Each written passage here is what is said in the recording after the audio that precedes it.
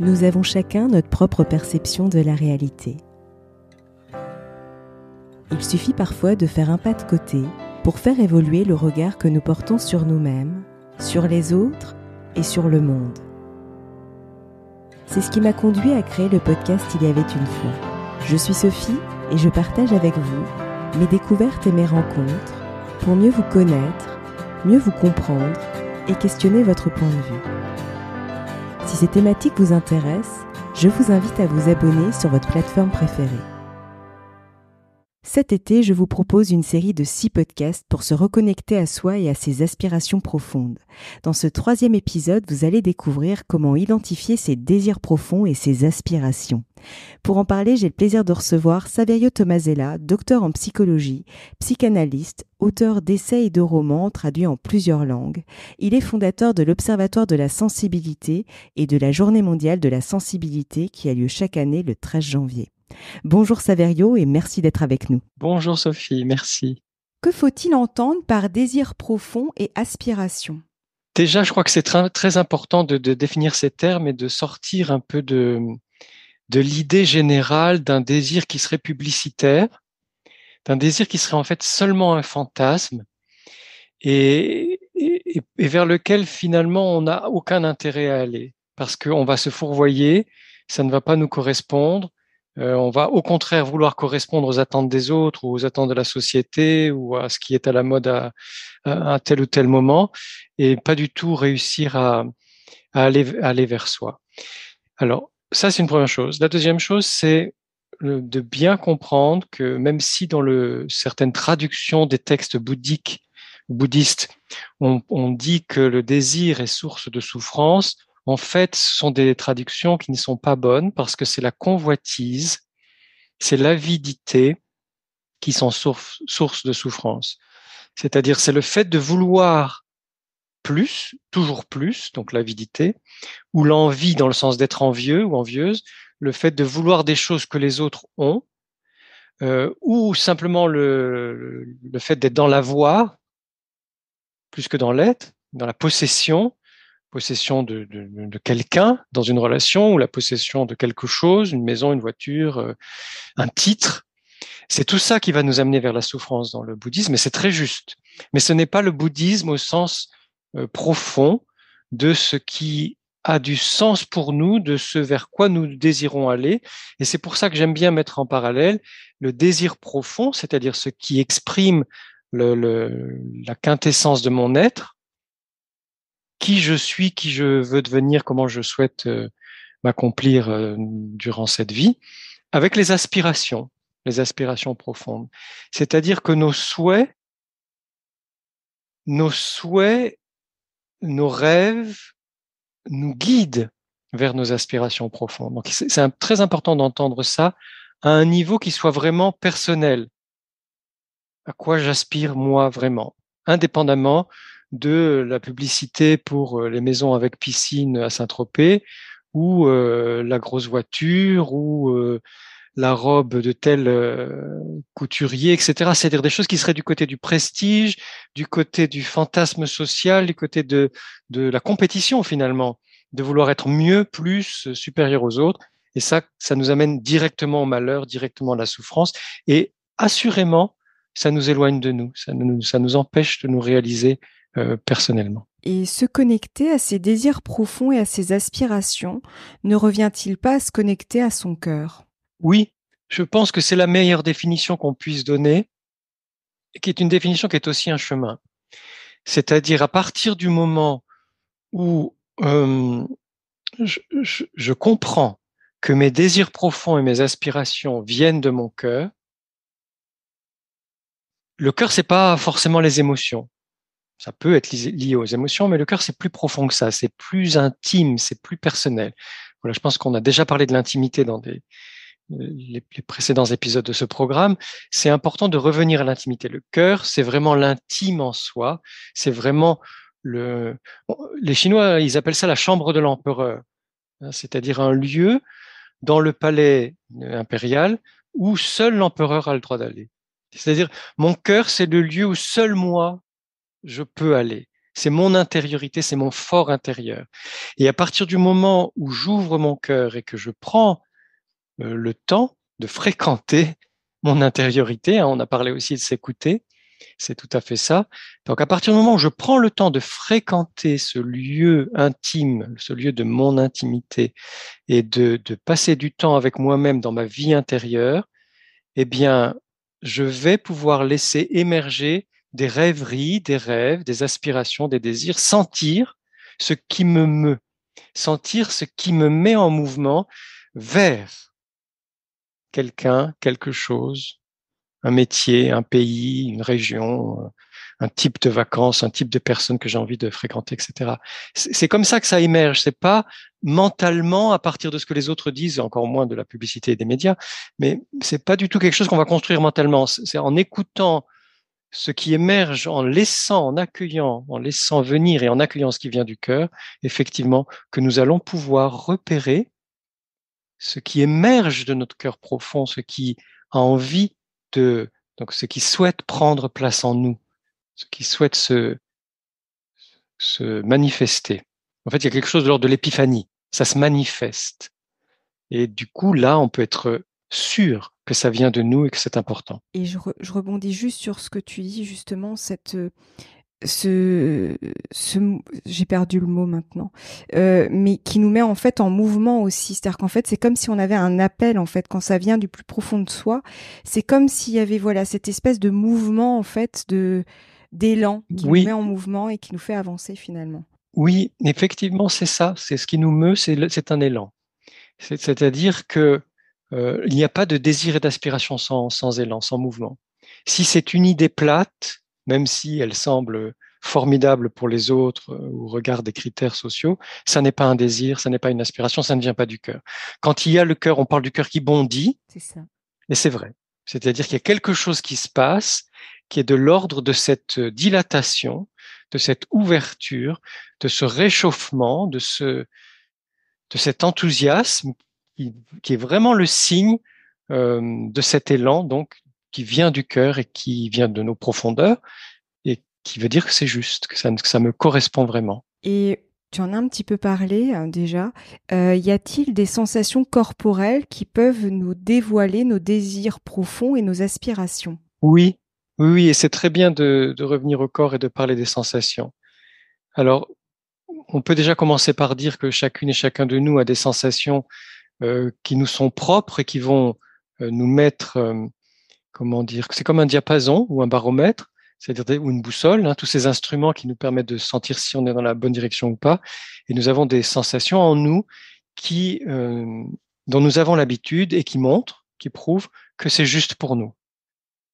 Alors, c'est pas forcément la grande excitation qu'on peut sentir quand on va à une soirée, qu'on va rencontrer du monde, et c'est très sympathique, le problème n'est pas là, mais c'est pas forcément quelque chose qui va être de l'ordre d'une excitation extérieure. C'est plus, ça peut être un sentiment d'euphorie, ça peut être donc quelque chose qui se réchauffe dans le corps ou une mobilisation énergétique. On sent qu'on a plus d'énergie, comme certains matins où on se réveille de très bonne humeur et on sent qu'on a beaucoup d'entrain. Donc cette mobilisation énergétique qui correspond à l'entrain, c'est un bon signe par rapport à nos désirs profonds, à nos aspirations. Et cet élan, cet entrain va produire de l'enthousiasme. Et l'enthousiasme, c'est une forme de rayonnement. Quelqu'un d'enthousiasme, c'est quelqu'un qui rayonne, qui irradie quelque chose. Donc on sent qu'il va y avoir comme un mouvement de l'intérieur vers l'extérieur. C'est effectivement une ouverture, ouvrir son cœur, ouvrir ses bras, ouvrir ses yeux, ses oreilles, etc. Mais c'est aussi un rayonnement et c'est de sentir si c'est pas forcément, ça peut être un rayonnement très fort, mais ça peut être un rayonnement très doux aussi. Et l'essentiel, c'est de sentir qu'il y a quelque chose qui émerge et qui est dans la dilatation, qui est dans la diffusion, qui est quelque chose qui fait qu'on est déjà en communication avec le monde extérieur, avec notre environnement naturel ou humain. Et ça, c'est un très bon signe. Et puis, il y a des signes d'aise. Les signes d'aise, c'est quand on se sent à l'aise. Donc, on va se sentir plus légère ou plus léger, on va se sentir plus détendu. On va sentir que les choses sont faciles. On va sentir que ça ne nous demande pas d'effort. On va sentir que c'est une évidence. Et donc, les sensations liées à l'évidence, c'est une espèce de moindre effort. C'est pas qu'il y aura pas du tout d'effort à faire, mais il y a moins d'efforts à faire quand on est dans l'enthousiasme, dans le désir, dans l'entrain, l'élan, etc. Et comme si ça coulait de source. Et effectivement, ça coule de la source de notre cœur. Donc, pour nous, ça coule de source. Et ça, c'est un sentiment très important. Pourtant, c'est très important aussi de ne pas oublier que le désir et les aspirations peuvent être liées à d'autres sensations qui, elles, vont être directement l'expression d'un peu d'anxiété, d'un peu d'inquiétude, d'un peu d'impatience. C'est-à-dire que de toute façon, le désir nous met en mouvement et comme on ne peut pas réaliser nos désirs et nos aspirations dans l'heure qui suit ou dans le mois qui suit ou même parfois dans l'année qui suit, il y a des projets qui prennent du temps, on est dans l'appréhension. Et c'est légitime et c'est naturel. C'est-à-dire que le désir fait aussi naître une forme d'anxiété, d'impatience, on peut même trépigner un peu, vouloir que ça aille plus vite. Donc de frustration. C'est-à-dire qu'il va y avoir aussi dans le corps des sensations qui signalent que c'est pas si simple, que c'est pas si facile, et c'est bon signe. C'est-à-dire que si on disait que le désir et les aspirations ne font naître que des sensations agréables, on se tromperait et on leurrerait les personnes qui nous écoutent. Ce serait pas honnête. En même temps que ces sensations agréables, il va y en avoir qui sont pas évidentes à vivre parce que euh, l'entrain et l'élan vont faire naître de l'impatience, de la frustration, des déceptions, parce que la mise en œuvre de ces désirs et de ces aspirations, elle va être progressive, mais elle va aussi se heurter à certains obstacles plus ou moins importants. Et dans les moments où on se heurte aux obstacles, il y a des déceptions. Donc les déceptions sont aussi un très bon signe que nous sommes en train de vouloir réaliser un désir profond. Parce que s'il n'y a pas vraiment de déception, pas de déception personnelle, en tout cas, on peut pour être craindre de décevoir ses parents, ou décevoir sa famille, ou décevoir ses amis, ou décevoir je ne sais trop qui, son coach ou sa coach. C'est pas notre désir à nous, ce sont leurs attentes. Mais à partir du moment où nous vivons une déception, voire un découragement, alors là, surtout, disons-nous, d'accord, c'est dur, je vis un moment de déception, d'accord, c'est vraiment pas facile, je vis un moment de découragement, je vais prendre le temps de le vivre parce que c'est pas la peine de l'escamoter, mais c'est vraiment le signe que je suis sur le chemin de mon désir. Et je rebondis vraiment sur ce que tu dis, puisque c'est quelque chose qui me parle personnellement, comme je suis en train justement de suivre mes désirs et mes aspirations profondes. Et le mot qui me vient, c'est vraiment cette résilience, enfin c'est même pas cette résilience, c'est cette capacité de rebond en fait. Effectivement, tu passes ce moment-là un peu comme une turbulence, comme un avion en fait qui passe une zone de turbulence, et après ça continue quoi. Mais effectivement, il y a des paliers à passer. Effectivement, je confirme. Exactement. Il y a des paliers à passer, il y a donc des phases qui sont différentes, certaines qui vont être faciles, d'autres difficiles, certaines qui sont agréables, d'autres désagréables. Il y a des étapes. Hein. Exact. Des phases, c'est plus court, des étapes, c'est plus long. Et tout ça peut être à la fois merveilleusement enthousiasmant et parfois particulièrement éprouvant. Et on ne peut pas, quand on fait l'expérience de la vie, quand on est dans une vie incarnée, c'est pour ça que c'est très bien de poser la question de ce qui se passe dans le corps, quand on vit une expérience incarnée, il y a tout. Tout à fait. On ne peut pas faire l'économie des moments où ça va être difficile ou douloureux ou éprouvant ou inquiétant ou même angoissant parfois, où on va se confronter au doute. Le doute est lié au désir. Dès qu'il y a du désir, il y a du doute. Alors je ne parle pas du doute mental, du fait de tout remettre en doute de façon parfois un peu pinailleuse. Ça, c'est quelque chose qui reste dans le domaine intellectuel. Non, c'est le doute sur soi, le doute sur son désir, le doute sur ce qu'on est en train de faire, le doute sur est-ce que je vais y arriver. Est-ce que je vais pouvoir gagner ma vie aussi avec ce projet, si c'est un projet professionnel? Il y a tout ça qui entre en ligne de compte et qui va avoir des répercussions corporelles. Alors, autant l'enthousiasme apporte de la chaleur, l'entrain va apporter de l'énergie, autant le doute peut apporter une forme de rétrécissement ou de refroidissement, et ça fait partie du chemin. Ne cherchons pas à éviter les désagréments, parce que éviter les désagréments, c'est aussi éviter les agréments. C'est toujours comme ça avec la sensibilité humaine, hein, puisque nous sommes des êtres sensibles.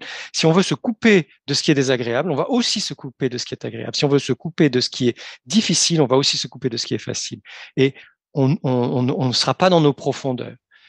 Et on remarque dans les thérapies que plus les personnes avancent, plus leurs angoisses vont être fortes et leurs joies vont être fortes, plus leurs tristesses vont être profondes et leurs exubérances d'euphorie vont être puissantes. C'est-à-dire qu'on ne peut pas être dans l'économie d'être. On ne peut pas se contenter d'être dans l'économie d'être. Et je suis très contente que tu le soulèves et que tu insistes dessus, parce que dans le développement personnel, je veux pas faire une critique du développement personnel, mais c'est toujours, oui, quand vous êtes sur votre chemin, tout est fluide, tout est une évidence, tout se déroule tout seul, et c'est pas vrai en fait. Et moi-même je le vois. Bon, après je m'en doutais, et c'est pas une surprise, mais je suis vraiment contente qu'on en parle dans ce podcast, parce que c'est vraiment important de le rappeler pour nos auditeurs. Oui, alors ça, merci Sophie. J'apprécie énormément ton honnêteté et le fait que nous puissions, depuis le début de cette aventure des premiers enregistrements du podcast que j'ai fait avec toi, de cette grande honnêteté et de cet espace que tu donnes de pouvoir être soi-même dans la vérité de son expérience humaine. Parce que justement, et c'est pour ça que j'aime pas trop le mot résilience et que j'évite de l'employer, Oui, moi non plus. ça fait partie, voilà, ça fait partie de ces mots du développement personnel où tout devrait être facile, où il faudrait qu'on soit tout le temps fort, qu'il n'y ait aucun problème, et que si on a bien compris les quelques recettes qu'on nous donne, eh bien, tout va devenir facile. Ça n'est pas vrai. Ça n'est pas vrai, ça n'est pas intéressant non plus. C'est-à-dire, quel intérêt de vivre une vie où tout serait lisse, où on appliquerait tous et toutes les mêmes recettes, et en 2-3 mois, on aurait tous réussi ce qu'on voulait faire, et alors qu'est-ce qu'on fait après? Non, C'est ça. ça prend toute une vie. Ça prend toute une vie. Il y a des détours imprévus, il y a des rudesses imprévues, il y a des reliefs imprévus, et le grand avantage, l'immense avantage par rapport au désir, puisqu'on parle du désir, c'est que ça nous met dans une espèce de désir profond de communiquer. Ce programme n'existerait pas s'il n'y avait pas justement autant les enthousiasmes que les déceptions. C'est-à-dire que là, nous sommes en train de réfléchir ensemble par rapport à la réalité, aux réalités de ce que c'est que de vivre son désir. Tout à fait. Et en quoi est-ce important de reconnaître et d'accueillir nos désirs profonds et nos aspirations? Nous ne pouvons pas exister dignement en tant qu'humains si nous n'acceptons pas que nous avons toute une quête à mener. C'est vraiment la quête du Graal. C'est pas pour rien que ça a été un grand mythe qui continue à nous faire rêver, à nous faire réfléchir. Si nous n'acceptons pas d'être en quête de notre désir profond ou de nos désirs profonds, de nos aspirations, c'est-à-dire le fait de s'individuer, si on prend les termes de Jung, ou le fait d'exister de façon subjective, si on parle de façon plus large, est directement, intrinsèquement lié avec le fait de laisser émerger progressivement en soi nos désirs profonds, nos aspirations. Sinon, je vais être sur un modèle normé de ce que la société demande de moi, ou mes parents. Mais enfin, maintenant, la société demande beaucoup de choses. Donc, pourquoi pas? C'est un autre débat. Mais en tout cas, c'est pas, ce chemin-là n'est pas celui qui nous permet d'exister en tant qu'humains singuliers et donc de connaître la joie de l'existence humaine. Nous ne sommes pas là pour fonctionner. Autre difficulté, parfois, quand on parle psychologie ou développement personnel, on a l'impression que les gens sont là uniquement pour fonctionner comme un organe. Eh bien, non. Être humain, c'est beaucoup plus complexe que ça et beaucoup plus merveilleux que ça. Nous sommes là pour exister, c'est-à-dire pour sortir. Il y a une émergence pour exister pour nous-mêmes, mais aussi au milieu des autres. Et cette existence n'est possible que si nous sommes dans cette quête de nous-mêmes, qui prend toute une vie, je le répète, c'est important, et qui est dans la nécessité, nous sommes dans la nécessité de découvrir progressivement quels sont nos désirs profonds pour pouvoir les accomplir. Et quels conseils pourrais-tu nous donner pour nous aider à les identifier et à pouvoir mettre des mots dessus? Alors, identifier nos désirs, il y a deux versants de la même montagne. Il y a le versant de ce qui me motive, le versant de ce qui m'apporte de l'énergie, le versant de ce qui m'apporte une satisfaction profonde, pas une satisfaction d'ego dans le miroir social. Ah, tiens, je suis important. Ça n'a pas de vraie valeur, en fait. Ça peut nous flatter et on est tous à la même enseigne, hein, par rapport à la flatterie de ce que le monde social pourrait nous faire miroiter de nous-mêmes, mais ça n'apporte rien. Donc, c'est qu'est-ce qui me motive, qu'est-ce qui me donne de l'énergie, qu'est-ce qui m'apporte une satisfaction profonde, qu'est-ce qui m'apporte justement ce sentiment d'exister, d'être moi, profondément moi, ce que Jung appelait le soi. Et qui va aussi me donner suffisamment d'énergie pour être en relation avec les autres, pour travailler, pour gagner de l'argent, pour tomber amoureuse ou amoureux, ou pour entretenir une relation amoureuse, pour développer des amitiés, pour partir en voyage. Toute cette énergie favorable à la vie, ça c'est le versant ensoleillé de ce qui peut nous mettre sur la route, sur le chemin de notre désir. Mais il y a aussi le versant à l'ombre, ne l'oublions pas, c'est-à-dire dans ce que je fais au quotidien ou dans les activités qui sont les miennes ou dans les relations qui sont les miennes, qu'est-ce qui me prive d'énergie? Qu'est-ce qui me fait tristesse? Qu'est-ce qui me décourage durablement? Je ne parle pas là des déceptions, des découragements qui viennent pratiquement de la mise en œuvre d'un désir, et c'est pas aussi facile qu'on le voudrait, mais qu'est-ce qui me fait douter de l'être humain ou du monde? Qu'est-ce qui fait que parfois j'aurais envie de fermer ma porte et de ne plus voir personne? C'est ce quasi-désespoir, c'est pas un désespoir entier, mais par moments, on peut être comme ça en se disant, mais à quoi bon, mais quelle absurdité du monde ou absurdité de la vie, etc. Parce que tous ces indices-là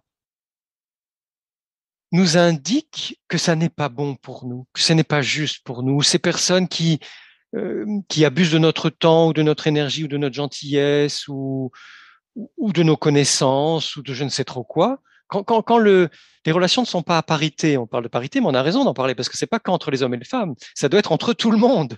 Dans une relation, ça doit vraiment tout le temps être équitable. Il n'y a jamais une personne supérieure à une autre. Ça, c'est encore des mythes. Il n'y a jamais personne qui doit dominer quelqu'un d'autre ou d'autres. Donc, dès qu'une relation n'est pas à parité, elle n'est pas juste, elle nous fatigue.